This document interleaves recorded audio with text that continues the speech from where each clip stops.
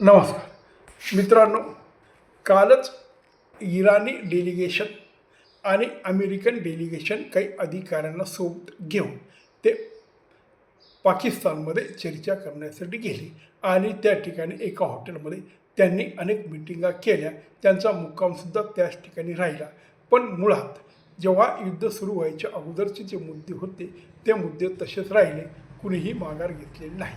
अमेरिकेचं म्हणणं असं आहे की होर्मुझ जी खाडी आहे ती खुली झाली पाहिजे, सगळे जहाज इकडून तिकडे गेले पाहिजे. पूर्वी ज्या पद्धतीने तो रूट सगळे देश वापरत होते तेला वाहण्यासाठी ते तसंच चालू दिलं पाहिजे. त्याच पद्धतीने युरेनियम संवर्धनावर बंदी आणायला हवी आणि युरेनियम संवर्धन त्यांनी बंद करून ते जे केलेले आहे ते अमेरिकेला दिलं पाहिजे किंवा युनोकडे पोच केलं पाहिजे. त्याच पद्धतीने इराण आतंकवादी संघटना, मग त्या हुती असतील, लेबनॉनच्या काही संघटना असतील, त्यानंतर यमनच्या काही संघटना असतील, गाझाच्या काही संघटना असतील, इराणच्या ज्या संघटना असतील, ज्या मोठ्या प्रमाणात इस्रायलवर हल्ले करतात, त्यांना ज्या पद्धतीने इराण शस्त्र आणि पैसा पुरवतो ते बंद करायला हवं असं अमेरिकेचं म्हणणं आहे. आणि जी लांब दुरीची क्षेपणास्त्र आहे ते सुद्धा इराणने बंद करायला हवं आणि ताबडतोब युद्ध समाप्ती करायला हवी असे अमेरिकेचं म्हणणं आहे. तर इराण असं म्हणतो की आमची जी फ्री संपत्ती वेगवेगळ्या देशात आहे ती आम्हाला परत मिळावी. आमच्यावर ज्या पद्धतीने 30 ते 40 वर्षापासून बंदी आणण्यात आलेली आहे ती बंदी उठवावी आणि आम्हाला पाहिजे त्या ठिकाणी तेल विकण्याचा अधिकार मिळावा. तसंच लेबनॉनवर जे इराण हल्ले करतो आहे ते हल्ले ताबडतोब बंद व्हावेत आणि कायमस्वरूपी युद्धबंदी व्हावी. तसंच होर्मुझ खाडी आहे त्या ठिकाणी इराणचा अधिकार असून त्या खाडीवर टॅक्स वसूल करण्याचा अधिकार इराणला मिळायला हवा आणि इराणचे जे काही नुकसान झालं त्याची भरपाई द्यायला हवी असं इराणचं म्हणणं आहे. याच्यामधले 3 महत्त्वाचे मुद्दे असे आहेत की होर्मुझ खाडी खुली करावी, युरेनियम संवर्धन बंद करावं आणि आतंकवादी संघटनांना देणारी मदत इराणने थांबवावी. ह्या 3 मूळ महत्त्वाच्या अटी आहेत ज्या इराणनं टाकल्या आहेत आणि त्या इराणला मान्य नाही. तेव्हा मित्र, पाकिस्तानमध्ये ज्या वेगवेगळ्या पद्धतीने 3-4 मिटिंगा झाल्या त्यात काही निष्पन्न निघालं नाही आणि दोघं ज्या इराण आणि अमेरिकेचे जे संघटक होते ते परत आपापल्या देशात गेले. म्हणजे त्याच्यात काही फारशी प्रगती झाली नाही.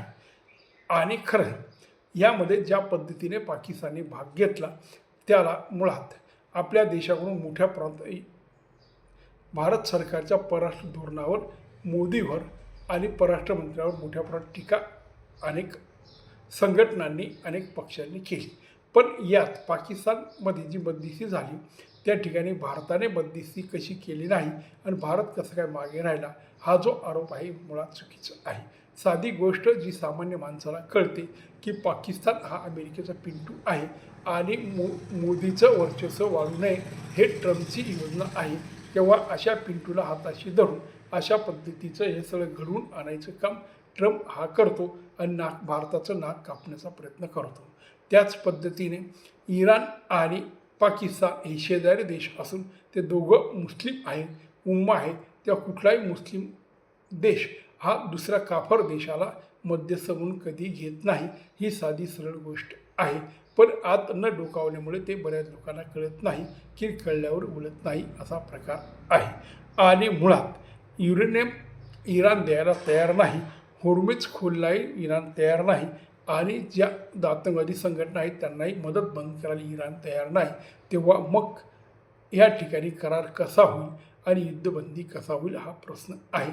मुळात दोघं देश आपापल्या जागेवर ठाम राहिल्यामुळे याच्यात काही वेगळं काही घडलेलं नाही आणि पाकिस्तान हा फक्त एक प्रकारे एखाद्या जागेचा मालक किंवा एखाद्या हॉटेलचा मालक अशा पद्धतीने त्याची भूमिका होती ना.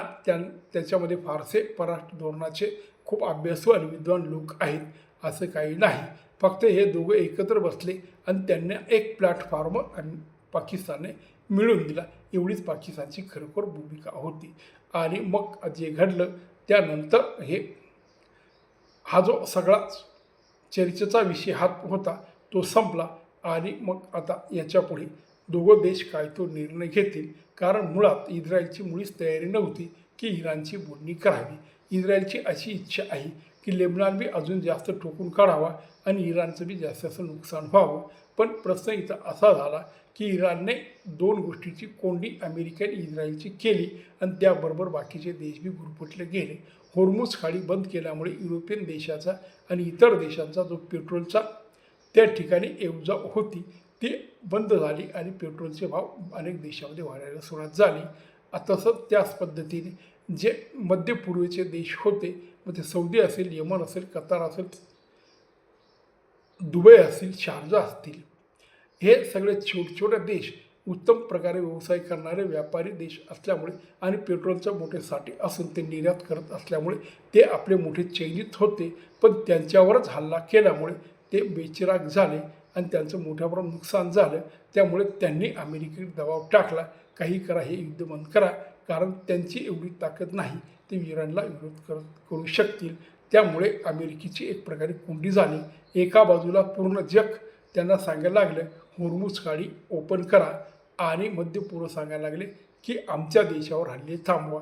यामुळे इराणने अमेरिकेची कोंडी केल्यामुळे अमेरिका उलटा नाक धरून इराणची बोलणी करायला तयार झाला. पण इराण आता ताठर भूमिका घेतो.